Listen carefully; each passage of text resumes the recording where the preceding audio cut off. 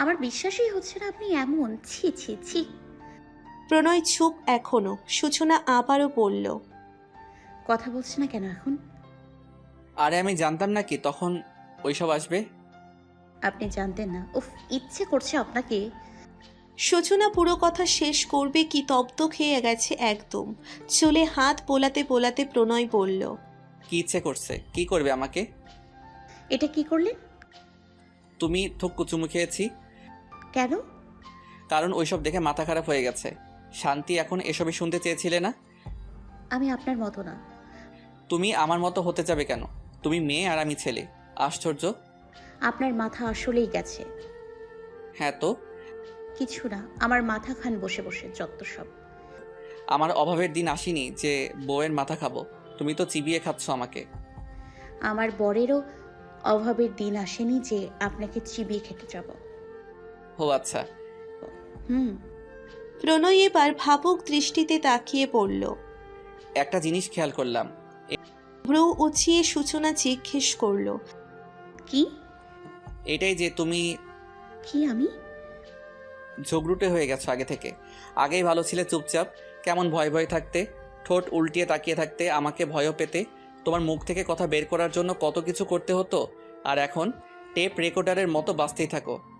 আমি tape recorder? আগে ভালো ছিলাম, ভয় পেতাম আপনাকে, ঝগড়ুটে হয়ে গেছি, ঠোঁট উল্টিয়ে তাকিয়ে থাকতাম। হ্যাঁ। চোখ রাঙিয়ে জিজ্ঞেস করল সূচনা। হ্যাঁ মানে? সামনে থেকে সরুন। কেন? সরুন। প্রণয়কে সরিয়ে দিয়ে বেডে বসে পড়ল সূচনা। প্রণয়ও পাশে বসতে বসতে বলল, আমি তো মজা করছিলাম। রাগ করেছো? সরি, রাগ করছো কেন? আচ্ছা আর বলবো না, কানে ধরে sorry. I am sorry cupcake. মুখে ছোট্ট করে বলল প্রণয়। মুখে কিছু বলল না সূচনা। ঠোঁট উল্টিয়ে ভীরু চোখে কিছুক্ষণ তাকিয়ে রইল প্রণয়ের দিকে। অতপর ছোট বাচ্চাদের মতো জড়িয়ে ধরল প্রণয়কে। প্রণয় বোকা বনে গেল। সাথে সাথে কিছু জিজ্ঞেস করল না।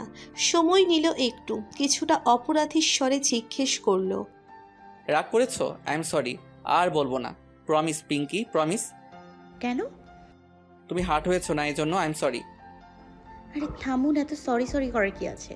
আপনার সরি শুনে মনে হচ্ছে দেয়ালের সাথে ধাক্কা খেলেও দেয়ালকে বলবেন সরি। চট করে প্রণয়কে ছেড়ে দিয়ে বলে উঠল সূচনা। এতক্ষণ কি ছিল এইসব?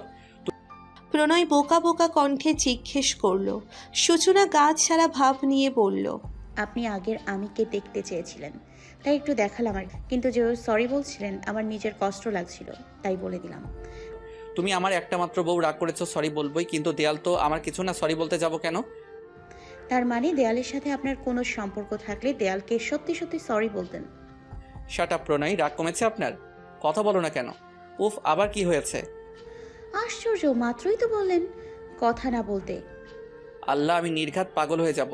আমি শিওর আর কয়দিন পর পাগলা গারদে তোমার সাথে আমি দেখা করতে যাব। কেন? কেন আমার সাথে দেখা করতে যাবেন কেন? কারণ আমি পাগল হয়ে যাব। তো আপনি পাগল হবেন, আপনি যাবেন, আমি কেন যাব? কারণ তুমি আমার জীবনের অংশ।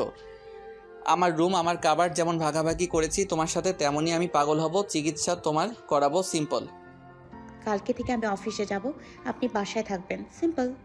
ধরে নাও আজকে সিঁড়ি থেকে পড়ে পা ভেঙে গেল। সিঁড়ি থেকে পড়লে না পা ভাঙবে। যদি ফেলে দেই? কিছু বলতে পারল না সূচনা। বিচলিত দৃষ্টি নিয়ে তাকিয়ে রইল। পাত্তা দিল না প্রণয়, উঠে চলে গেল।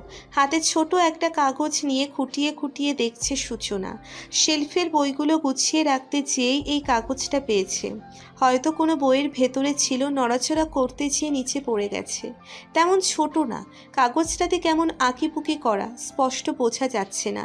সম্ভবত অনেক আগে রাখা, কোনো বাচ্চা হাতের। একজন মহিলা নিচে পড়ে আছেন, তার সামনে একজন পুরুষ দাঁড়িয়ে আছে। ডান হাতে তার কিছু আছে বোধহয়। কাগজটার একেবারে নিচের দিকটায় ছোট্ট একটা তারিখও আছে, ছোট করে লেখা শুধু ডিসেম্বর 30। এতক্ষণ খুঁটিয়ে দেখার পর এতটুকুই কোনো রকমে মেলাতে পেরেছে সূচনা।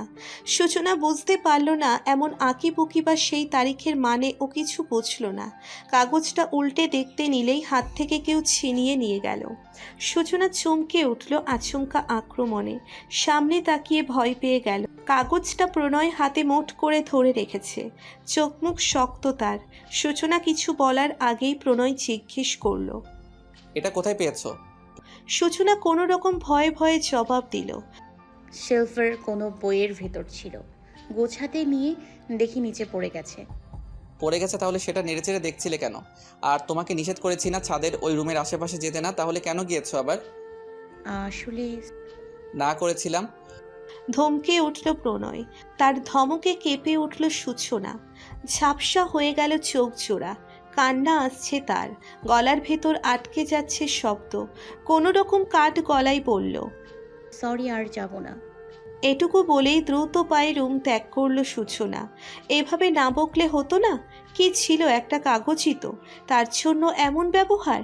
কান্না করাটা কি অতিরিক্ত ইমোশন তার? মানুষ যতই শক্ত হোক না কেন, যখন নিজের কাছের মানুষটা তার সাথে একটু উচ্চস্বরে কথা বলে, তখন রাজ্যের কান্না আর মন খারাপ এসে ভিড় করে তার মনে। তার ক্ষেত্রেও তাই হচ্ছে। এদিকে সূচনা চলে যেতে দুই হাত দিয়ে চুল খামচে ধরল প্রণয়। বেডে বসে লম্বা লম্বা শ্বাস নিচ্ছে সে। এত বড় ভুল কিভাবে করলো সে? এখন তো আর এই রুমটা তার একার না, এটা এখানে ভুলে ফেলে রেখেছে, তার খেয়ালই হয়নি। সূচনার হাতে যে পড়তে পারে, সূচনা বুঝেছে কিছু? আচ্ছা, সে খারাপ ব্যবহার করে ফেলেছে, দোষ তো সূচনার না, তারই। ধ্যাত, মাথা চেপে ধরল আবার। মহারানীর রাগ ভাঙাতে হবে, কিন্তু কিভাবে? আজ 2 দিন কেটে গেছে সূচনা নিজের বাড়িতে। প্রণয় রাগ ভাঙানোর চেষ্টা করেনি। সূচনা তাই ভেবেছিল তার আব্বুর বাসায় চলে যাওয়ার কথা বললে প্রণয় আটকাবে তাকে, কিন্তু প্রণয় নিজেই তাকে দিয়ে গেছে বাসায়। মিসেস দিশা যখন জিজ্ঞেস করলেন হঠাৎ কিছু না বলে এসেছে যে, তখন জবাবটা প্রণয় নিজেই দিয়েছে। কত সুন্দর করে মিথ্যে বলল। অনেক দিন ধরে মন খারাপ করছিল আসার জন্য, তাই নিয়ে আসলাম। আবার এসে নিয়ে যাব। মিসেস দিশা তাই বিশ্বাস করলেন। এমনটা মোটেও আশা করেনি সূচনা। এখানে আসতেও চায়নি।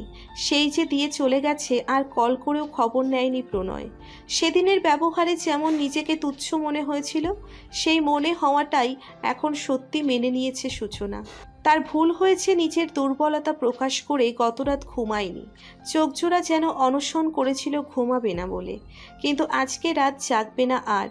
বলা হয় প্রেম অতি তীব্র হয়ে গেলে মানুষ নিজেকে ভুলে যায়, তুচ্ছ মনে করে নিজেকে। যার প্রেমে পড়েছে শুধু তার মাঝে নিজেকে খুঁজে পেতে চায়। এই কথাগুলো বোধহয় সত্যি। আজ খুব করে উপলব্ধি করছে সূচনা। সব ভুলে নিজেই আজকে কল দিবে ভেবেছিল, কিন্তু তার আগে কল আসলো প্রণয়ের। বুক ধক করে উঠল। স্ক্রিনে প্রণয় নামটা দেখেই বুকের ভিতর ঢিপ ঢিপ শুরু হলো। ফোন রিসিভ করলো সে। মিনিট কয়েকের নীরবতা। দুজনেই নিশ্চুপ ছিল। নীরবতা ভাঙল। প্রণয় শীতল কণ্ঠে বলল, প্রণয়ী। প্রণয়ের কণ্ঠ সূচনার কান অবধি আসতেই শিরদাঁড়া বেয়ে শীতল স্রোতের প্রবাহ। অভিমান সব আবারও একসাথে দলা পাকালো। কয়েক পলক পরে ছোট্ট করে জবাব দিল, হুম। প্রণয় নীরব রইল আরও কয়েক পলক। অতপর পূর্বের ন্যায় শীতল কণ্ঠে বলল, I need you, I really need you. চোখজোড়া আপনা আপনি বন্ধ হয়ে গেল সূচনার। হাত পা ঠান্ডা হয়ে গেল একদম। বুকের ধুকপুকানি বাড়ল। এক বাক্যে এত কিছু হয়ে গেল তার। কি ছিল তাতে? কিছু বলবে না? ঘোর ভাঙল সূচনার। ভাবনা শেষ হলো সব। পাল্টা প্রশ্ন করল, কি বলবো? কিছু বলার নেই? উত্তর দিল না সূচনা। বলার তো অনেক কিছু আছে, আর সেটা জানা সত্ত্বেও জিজ্ঞেস করছে ও। সূচনা চুপ করে রইল। প্রণয় আদেশের স্বরে বলল, বারান্দায় আসো। সূচনা অবাক হলো। রাতে 10:30 বাজে এখন। এই সময় বারান্দায় কেন যাবে সে, তাও কোনো কারণ ছাড়া? সে সাথে সাথে জিজ্ঞেস করলো। কেন? প্রণয় সহসা জবাব দিল, কারণ আমি বলেছি নাও কাম ফার্স্ট। সূচনা রাগ দেখালো, মুখ বাঁকিয়ে বলল, আসবো না। আপনি বললেই কেন আসতে হবে? আমার ইচ্ছার দাম নেই। তুমি আসবে না? না। প্রণয় চুপ রইল মিনিট খানেক। তারপর করুণ কণ্ঠে বলল, আমি ঠান্ডায় জমে যাচ্ছি জান। সূচনার বুক ধক করে উঠল। এটাই আশঙ্কা করছিল সে। তাহলে প্রণয় সত্যিই এসেছে এত রাতে এই ঠান্ডার মধ্যে। ফোন কানে নিয়েই ছট করে উঠে পড়ল। ব্যালকনির দরজা খুলে দৌড়ে গিয়ে দাঁড়ালো। সামনের রাস্তায় দৃষ্টি দিতেই দেখা গেল ফোন কানে নিয়ে গাড়ির সাথে হেলান দিয়ে দাঁড়িয়ে আছে প্রণয়। রাস্তার নিয়ন বাতির আলোয় স্পষ্ট মুখখানা। চিনতে এক বিন্দু অসুবিধে হয়নি সূচনার। এমন শীতের মধ্যেও প্রণয়ের পরনে শীতের কোনো কাপড় নেই। অফিসের ফর্মাল গেটআপে এখনও। সূচনা ধমকের স্বরে জিজ্ঞেস করলো, এত রাতে কেন এসছেন আপনি? সকাল হওয়া অবধি অপেক্ষা করতে পারলেন না? না পারলাম না। I need you means I need you right now. সকাল হওয়ার তো অনেক দেরি। পাগলামো করছেন। করছি তো। কিন্তু কেন? টুট শব্দ জানান দিল কল কেটে দিয়েছে প্রণয়। অবাক হলো সূচনা। পুনরায় কল করলো, ফোন অফ। আশ্চর্য মাত্রই না কথা বলছিল। পায়চারি করতে করতে ইতিমধ্যে ব্যালকনি থেকে রুমে এসে পড়েছে সূচনা। পুনরায় ব্যালকনিতে যেয়ে নিচে তাকিয়ে দেখল রাস্তা ফাঁকা। তাজ্জব বনে গেল সূচনা, সাথে ভয়ও পেল। কোথায় গেল প্রণয়? নাকি এতক্ষণ কল্পনা করছিল আগের বারের মতো? আবারও প্রণয়ের নাম্বারে কল করলো সূচনা, কিন্তু বন্ধই শোনালো। সূচনা বিড়ম্বনায় পড়ে গেল একদম। কি হচ্ছে এসব? মিসেস দিশা আর আরহাম সাহেব শুয়ে পড়েছেন, আর এতক্ষণে ঘুমিয়েও পড়ার কথা। এত রাতে সদর দরজা খুলে বাইরে যাওয়া মন সায় দিল না সূচনার। মিসেস দিশাকে ডেকে যে কিছু বলবে তাও উচিত মনে হলো না। কি বলবে ওনাকে? চিন্তা ভাবনা করতে করতে ব্যালকনি থেকে রুমে আসলো সূচনা। খুব সাবধানে রুমের দরজা খুলে ধীর পায়ে বেরোলো। ড্রয়িং রুমের সামনে যেতেই দেখা গেল ড্রয়িং রুমে লাইটগুলো জ্বলছে। সে অবাক হলো। আরেকটু এগোতেই যা দেখা গেল তা দেখে আজকালকার ছেলে মেয়েদের ভাষাই বদলে যায়। সে রীতিমতো টাস্কিত। ড্রয়িং রুমে দাঁড়িয়ে দাঁড়িয়ে কথা বলছে প্রণয় আর মিসেস দিশা। সূচনা সেখানে আর পা বাড়ালো না। তড়িৎ গতিতে ছুটল রুমের উদ্দেশ্যে। রুমে এসে দরজা লক করে বড় বড় শ্বাস নিতে লাগলো। মানে তার আম্মুও জানতো যে প্রণয় আসবে। ভাবতেই রাগে চিবিয়ে চিবিয়ে সূচনা বলল, তুমি আমার আম্মু, তুমি আমার কথা শুনবে তা না আমার বিপক্ষে কাজ করা শুরু করেছো। দরজায় নখ পড়ায় ধ্যান ভাঙল সূচনার। শুনেও না শোনার ভান করতে চেয়েছিল, কিন্তু পারল না। দরজায় খুলে দিল। প্রণয় প্রবেশ করল রুমে। দরজার সামনে থেকে সরে আসলো সূচনা। প্রণয় দরজা লক করে সূচনার দিকে ঘুরল। হাতের শপিং ব্যাগটা পাশে থাকা হ্যাঙ্গিংয়ে রাখলো। এক পা করে এগিয়ে আসলো সূচনার দিকে। সূচনা মুখ ভার করে নিচের দিকে তাকিয়েছিল। তাকে অবাক করে দিয়ে শক্ত করে জড়িয়ে ধরল প্রণয়। কোনো প্রকার নড়াচড়া করল না সূচনা। মিনিট কয়েক বাদে প্রণয় নিজেই ছেড়ে দিল তাকে। শপিং ব্যাগ থেকে প্রয়োজনীয় জিনিসপত্র নিয়ে ওয়াশরুমে ঢুকে গেল। রুমের বাইরে থেকে মিসেস দিশা ডাকলেন সূচনাকে। সূচনা বেরিয়ে গেল রুম থেকে। রুমে খাবার নিয়ে এসেছে সূচনা। প্রণয় খাবে না বলে সিদ্ধান্ত নিয়েছে। সূচনা আবারও বলল, কি সমস্যা, খাবেন না কেন? ক্ষুধা নেই, তাই আমার ঘুম প্রয়োজন। কেন রাতে ঘুমাননি? না। কেন রাতে কি তারা গুনেছেন? মুখ বাঁকিয়ে বলল সূচনা। সে আবারও বলল, একটু খেয়ে নিন, কি সমস্যা? হিমশীতল হাওয়ায় এলোমেলো হয়ে দোল খাচ্ছে সূচনার খোলা চুলগুলো। প্রণয় রুমে, খাওয়া শেষ তার। জেদ ধরেছিল কিন্তু শেষ পর্যন্ত খেয়েছে। সূচনার মাথায় আসছে না তার কেমন ব্যবহার করা উচিত প্রণয়ের সাথে। সে রাগ করে থাকবে আর একটু সময়, নাকি মানিয়ে নিবে। ঘাড়ে খোঁচা খোঁচা কিছু স্পর্শ পেতেই শরীর ঝাঁকুনি দিয়ে উঠল সূচনার। একদম প্রস্তুত ছিল না বিধায় রিয়াকশনটা একটু বেশিই হয়ে গেছে। উদরে শীতল ছোঁয়া পেতেই যেন শরীরের সব শক্তি হারিয়ে ফেলল সূচনা। শরীরের ভার ছেড়ে দিল প্রণয়ের ওপর। প্রণয় সামলে নিল। চুলগুলো একপাশে সরাতেই উন্মুক্ত হলো পিঠের কিছু অংশ। প্রণয় বার কয়েক সেখানটায় ছোঁয়া দিল ঠোঁটের। সূচনাকে নিচের দিকে ঘুরিয়ে প্রণয় খুব যত্ন সহকারে চুমু খেলো তার কপালে। আবেশে চোখ বন্ধ করে নিল সূচনা। চোখ বন্ধ অবস্থায় অভিমানে কণ্ঠে বলল, এতদিন পরে আপনার মনে হয়েছে দ্যাট ইউ নিড মি? সেটা তো আমি জানি মনে হবে কেন। শুধু একটু দেখতে চেয়েছিলাম তোমাকে ছাড়া আমার অবস্থা এখন কেমন হয়। কি দেখলেন, কি বুঝলেন 2 দিনে? I realize that I need you every second of my life.